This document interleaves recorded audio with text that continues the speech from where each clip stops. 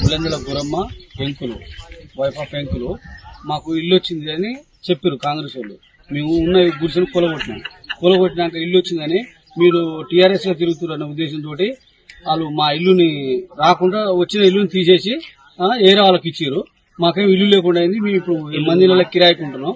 కనీసం మాకు ఇల్లు కూడా లేదు. మేము మంది నెల కిరాయికుంటున్నాం అని బతిలాడినా కూడా కాంగ్రెస్ కార్యకర్తలు ఒక్కరు కూడా వచ్చి చూసిన లేదు. ఇటు ఒక్క ఇక్కడ ఇల్లు ఉన్నదా లేదని అడిగిన లేదు. మళ్ళా మా తమ్ముని కొడుక్కి ఆడు తల్లి లేదు తండ్రి లేదు. ఇద్దరు డెత్ సర్టిఫికేట్ తీసుకుపోయి కాంగ్రెస్ కార్యకర్తలకు చూపించినాం. అయినా కూడా వాళ్ళు కనికరం లేకుండా కూలగొట్టిన ఇల్లు కూలగొట్టారు కదా, కనీసానికి ఇవ్వండి బతుకుదానికైనా ఉపయోగపడుతుందంటే అట్లా కూడా ఇల్లు తీసేసి వాళ్ళు నచ్చిన వాళ్ళకు ఇచ్చుకుంటారు. మరి ఇప్పుడు ఆమె ఆడుంటుంది, ఈ మంది నెల కిరాయికుంటున్నది.